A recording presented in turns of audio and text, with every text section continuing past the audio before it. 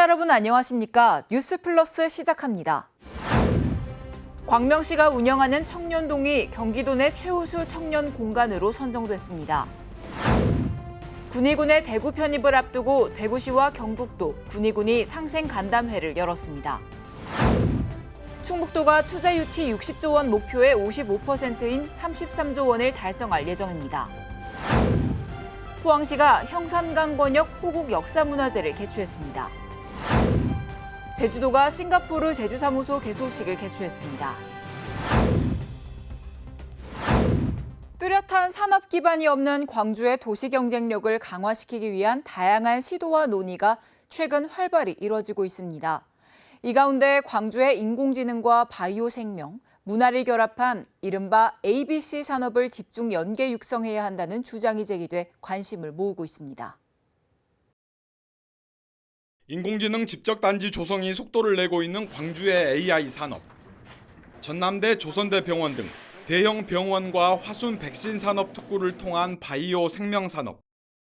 광주 비엔날레와 5.18 역사자원, 그리고 아시아 문화전당 등을 통한 문화 관광 산업.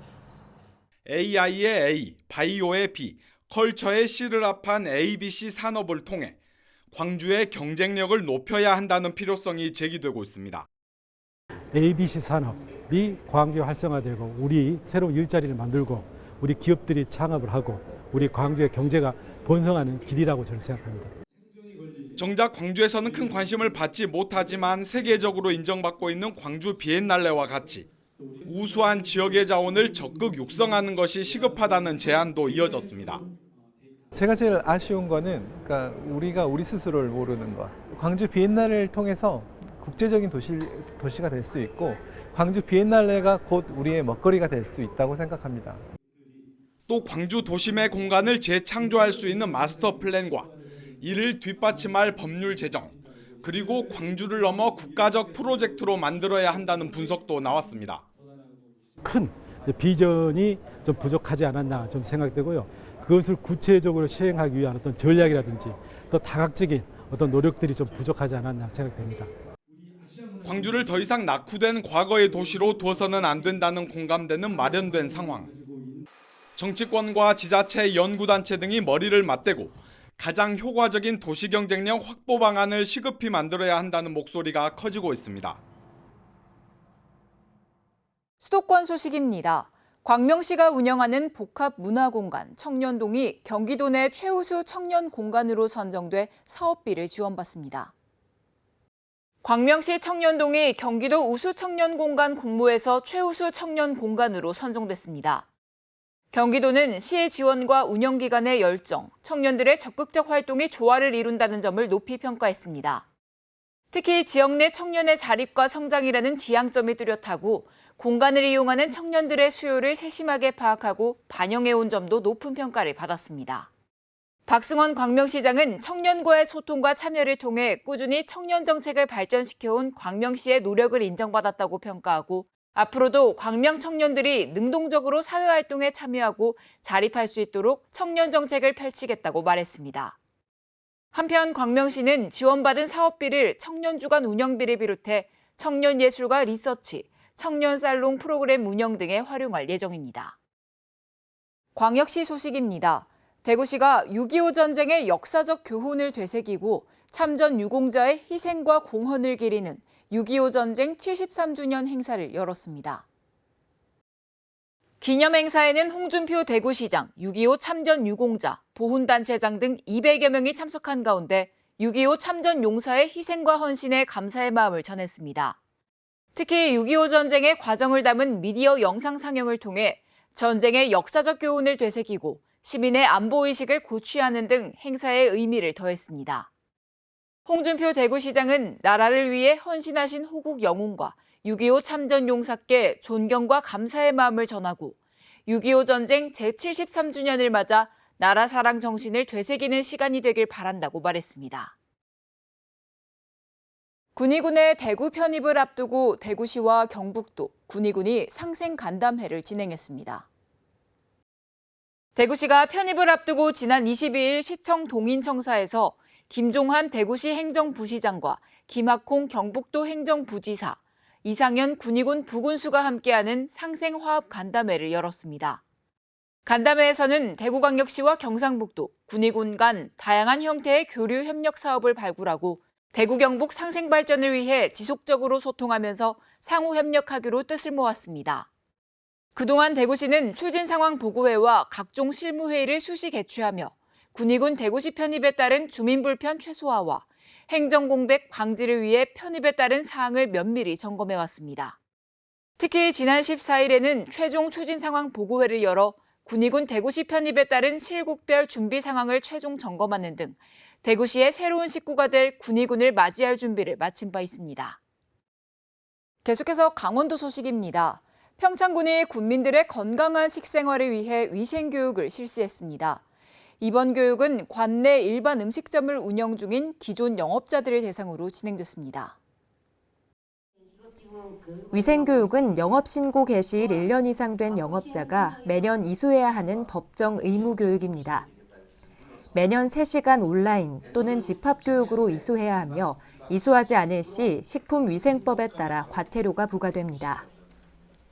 이번 위생교육은 식품위생법 해설 및 정책 방향, 식중독 예방 및 위생관리 등 위생 분야 전반에 대한 교육을 실시했습니다. 이번 교육을 통해 관내 음식점 위생 수준 향상은 물론 우리 먹거리를 책임진다는 자긍심을 갖고 소비자가 신뢰할 수 있는 외식 문화 형성에 도움이 되길 기대하고 있습니다. 사단법인 대한노인회 평창군지회가 2023년 노인지도자 연찬회를 개최했습니다. 이날 행사는 대한노인회 평창군지회장을 비롯한 노인회 임원, 각 읍면 분회장 등 200여 명이 참석한 가운데 경로당 운영 규정 및 보조금 집행 기준에 대한 실무 교육과 초청 강사 조동춘 박사의 바람직한 지도자의 역할을 주제로 특강이 진행됐습니다. 군은 앞으로도 어르신들이 건강하고 행복한 노후 생활을 보낼 수 있도록 다양한 여가 프로그램 및 시설 확충, 일자리 사업 확대 등 노인 복지 향상을 위해 최선의 노력을 다하겠다고 밝혔습니다. 횡성군이 군청 대회의실에서 찾아가는 지방재정 세미나를 개최했습니다. 이번 세미나는 횡성군과 한국지방재정공제회와 한국지방재정학회 주관으로 학계 교수 및 관계공무원 등 100여 명이 참석한 가운데 열렸습니다. 군은 효율적이고 건전한 재정 운용을 위해 이번 찾아가는 세미나를 개최했으며 횡성군 재정 분석 및 이전 재원 확충 방안과 지방 보조금 체계적 관리 방안을 주제로 전문가 발표 및 토론이 진행됐습니다. 횡성군이 여름철 장마를 대비해 관내 공동주택을 대상으로 안전점검을 펼칩니다. 횡성군이 6월 27일까지 관내 공동주택을 대상으로 집안 침하, 석축 옹벽 균열 및 전도사항 등 안전점검을 추진합니다.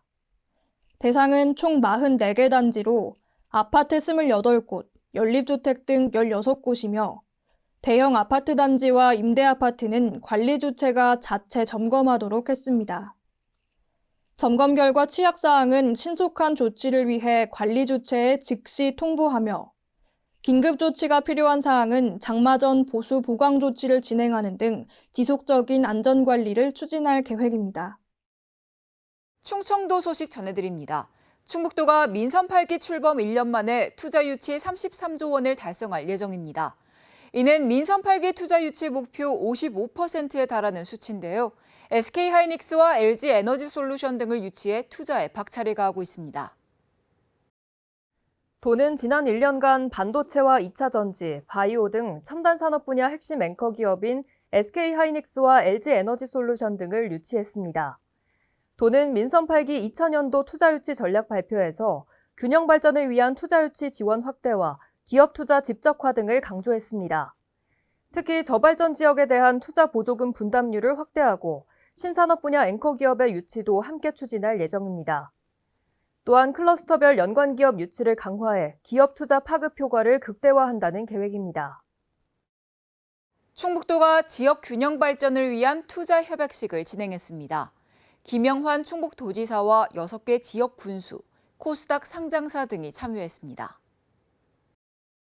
지역 균형 발전을 위한 이번 투자 협약식은 인구 소멸 지역의 우량 중견기업의 투자를 유치함으로써 지역 경제 활성화와 고용 창출을 유도하기 위해 진행됐습니다. 이번 협약에서는 보은 TEMC와 영동 성우파일 등의 기업이 참여했으며 총 4,490억 원을 투자하고 686명을 고용하기로 했습니다. 특히 보은군에 투자하는 TEMC는 올해 1월 코스닥에 상장한 첨단 산업용 특수가스 제조기업으로 지역사회에 많은 기여를 하고 있으며 영동군이 본사인 성우파일은 대규모 투자와 고용을 확대해 국내 콘크리트 파일 시장에서 경쟁력을 강화할 계획입니다. 반도체 특화단지 선정을 위한 지자체 간 유치 경쟁이 치열한 가운데 충북 반도체 첨단 전략산업 특화단지 유치에 청신호가 켜졌습니다. 충북대학교는 반도체 전문 인력 양성을 위한 반도체 특성화대학에 지정됐습니다. 반도체 전문 인력 양성은 산업부의 반도체 특화단지 지정평가 핵심 요건이면서 산업계가 필요로 하는 전문 인재를 육성할 수 있는 기반이 마련됐다는 점에서 이번 특성화대학 선정으로 충북 반도체 특화단지 지정 가능성이 한층 높아졌습니다. 또한 충북은 반도체 공유대학을 운영할 예정이며 맞춤형 인재 양성 체계를 구축할 예정입니다. 계속해서 경상도 소식입니다. 경북도가 호주 총영사 일행과 한인의 관계자를 만나 간담회를 가졌는데요. 이철우 경북도지사는 K-팝 등의 인기를 활용한 호주 시장 진출 및 개척이 필요하다고 설명했습니다. 이철우 경북도지사가 26일 호주 총영사 일행과 한인의 관계자를 만나 간담회를 가졌습니다. 최근 한류의 영향으로 대한민국 제품, K-팝 등의 인기가 상승하자 이를 활용한 호주 시장 진출 및 개척이 필요하다는 의견을 나누고 교류 사업을 논의했습니다. 또 한인마트인 프레쉬마트 아시아나에서 도내 17개 업체의 28개 품목을 대상으로 현지 홍보, 판촉 행사를 개최해 경북도의 우수 상품을 알렸습니다. 이철우 경북도지사는 이번 기회로 수출 대한민국을 만들어가는데 기업인과 정부, 지방정부가 하나 되어 전진하는 것이 필요하다고 강조했습니다. 포항이 진정한 지방시대를 여는 국가균형 발전을 위해 노력하고 있습니다. 지난 23일 국가균형 발전에 대한 논의를 통해 지역 주도적 균형 발전 정책에 대한 공감대를 이끌어냈습니다. 이강덕 포항시장은 23일 우동기 국가균형발전위원장을 만나 7월 예정된 지방시대위원회 출범을 축하하고 지역균형발전 정책에 대해 논의했습니다. 지방시대 특별법이 국회를 통과하면서 7월부터 국가균형발전위원회가 지방시대위원회로 확대되고 정부가 지역균형발전 사업을 본격 추진하는 것과 관련해 이강덕 시장은 지역이 주도하는 진정한 지방시대에 대한 기대감을 드러냈습니다. 이에 기회발전특구 지방지정, 지역 특성을 고려한 공공기관 이전 등이 제대로 추진될 수 있도록 위원회의 적극적인 역할을 요청했습니다. 이와 함께 이강덕 시장은 지역 균형 발전을 위한 포항의 현안에 대해 설명하기도 했습니다.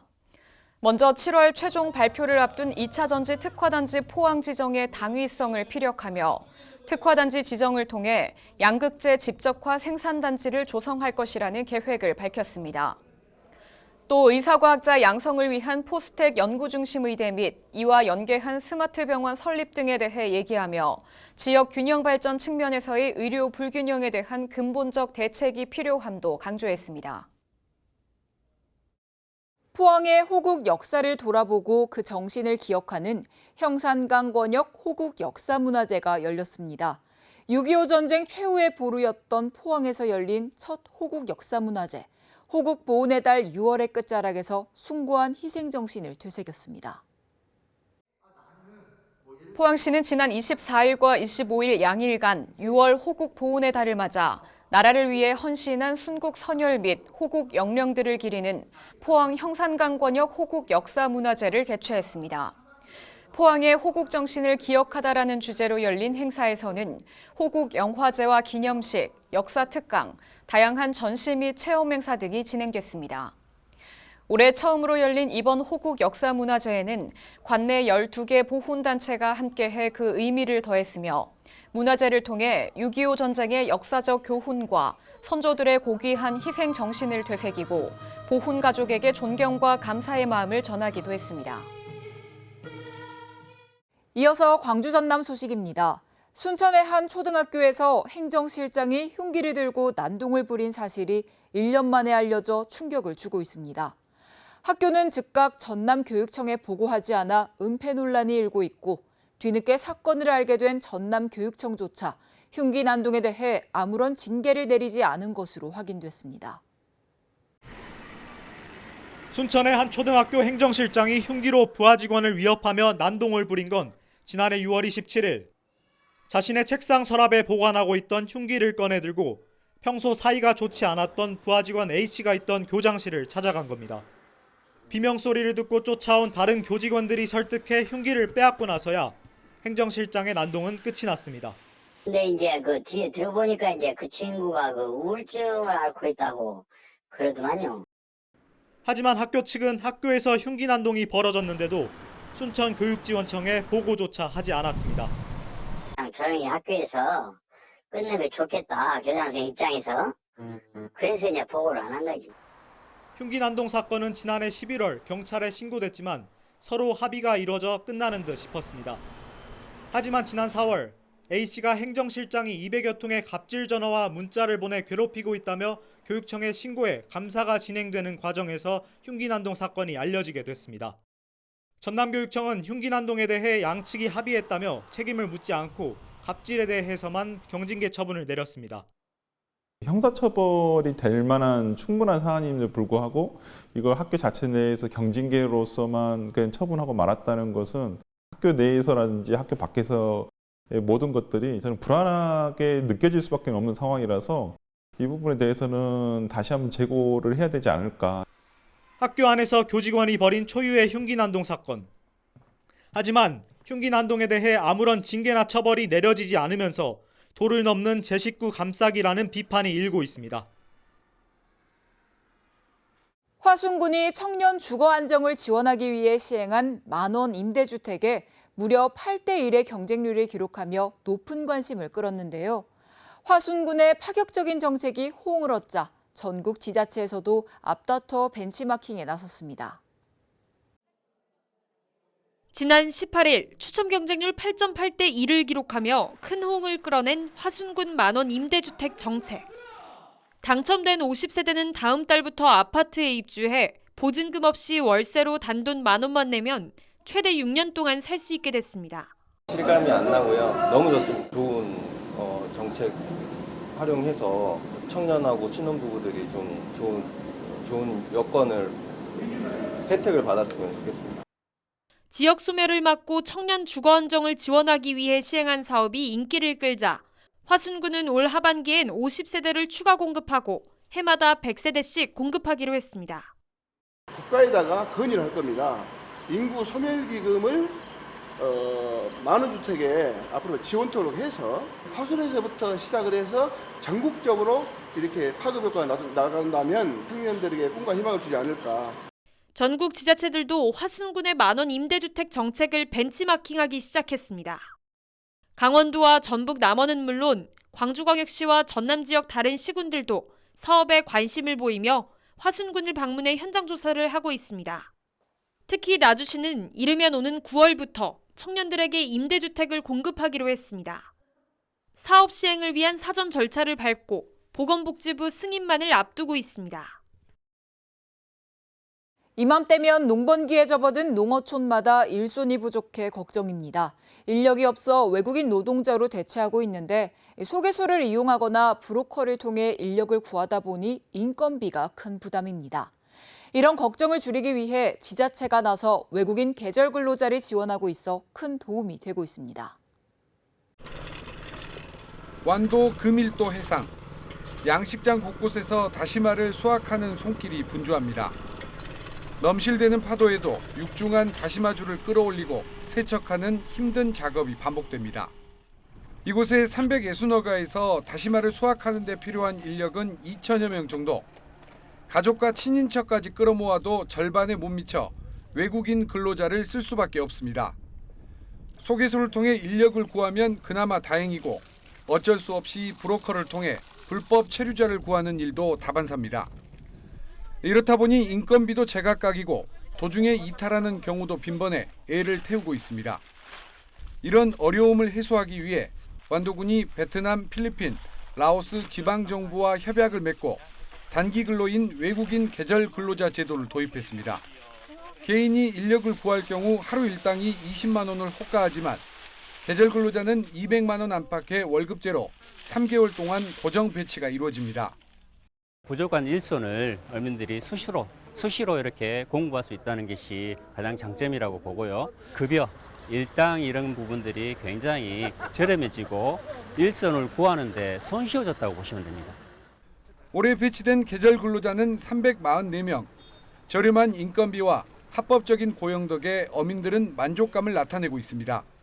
지금은 그 계절 근로자는 한 210만 원 정도면 이제 월급으로 줄 수 있기 때문에 아무래도 계절 근로자를 쓰는 입장에서 저희한테는 큰 이득이라고 생각할 수 있습니다. 아직은 어가마다 배치되는 외국인 근로자 수가 모자라고 숙련도가 떨어지는 단점도 있지만 조금이나마 농어촌 인력난 해소에 숨통을 트이게 하고 있습니다. 제20회 해양경찰청장배 전국 요트 대회가 여수시 소호 요트 경기장에서 열렸습니다. 이번 대회는 전국 17개 시도에서 선수와 지도자 등 400여 명이 참가해 11개 종목의 174척의 요트가 가망만 앞바다를 화려하게 수놓았습니다. 특히 시민과 관광객이 범선을 타고 요트 경기를 근거리에서 볼 수 있도록 운영해 관람객으로부터 큰 호응을 받았습니다. 특별자치도 소식입니다. 제주도가 싱가포르 제주사무소에서 개소식을 개최하고 본격적인 업무를 시작했는데요. 제주 아세안 플러스 알파 정책의 해외 거점이 마련돼 지방외교 행보에 탄력이 붙을 것으로 기대됩니다. 제주사무소는 제주와 아세안 국가 간 관광과 통상, 문화, 인적 교류를 확대해 제주에 새로운 기회를 안기는 종합사무소 역할을 수행합니다. 싱가포르의 해외 사무소를 개설한 것은 전국 17개 지방자치단체에서 제주도가 처음입니다. 올해 안에 베트남 다낭과 캄보디아 시엠립, 필리핀 세부, 태국 방콕 푸켓과 실무교류 협약을 체결하고 본격적인 교류를 시작할 계획입니다. 오는 9월에는 싱가포르에서 제주 워케이션 설명회를 개최해 현지 기업인들에게 제주의 매력을 홍보합니다. 한편 제주사무소는 세계적인 품질을 자랑하는 돼지고기와 광어 등 1차 상품과 삼다수, 반도체 등 제주기업 제품의 수출을 현지에서 지원할 계획입니다. 오영훈 지사는 제주기업의 아세안 수출을 적극 뒷받침하고 관광과 문화예술의 교류도 확대하겠다고 밝혔습니다. 6.25 전쟁 제73주년 기념식이 제주 한라체육관에서 위대한 헌신 영원히 잊지 않겠습니다라는 주제로 열렸습니다. 이번 기념식은 나라를 위해 희생한 6.25 참전용사 12만여 명의 희생과 헌신을 기리고 6.25 전쟁의 역사적 교훈을 미래 세대에 계승하기 위해 마련됐습니다. 기념식에는 오영훈 지사, 김한규 국회의원, 송치선 대한민국 6.25 참전유공자회 제주도 지부장을 비롯해 국가유공자, 도민 등 500여 명이 참석했습니다. 오영훈 지사는 제주도민들의 절절한 애국심과 자긍심은 개전 90일 만에 서울 수복이라는 승전의 역사를 만들어냈다면서 이는 조국의 승리이자 제주의 승리라고 강조했습니다. 한편 제주도는 6.25 전쟁 유공자를 비롯한 국가유공자의 처우 개선을 위해 복지 확대에도 만전을 기하고 있습니다. 6월 28일부터 만나이 통일법이 본격적으로 시행됐습니다.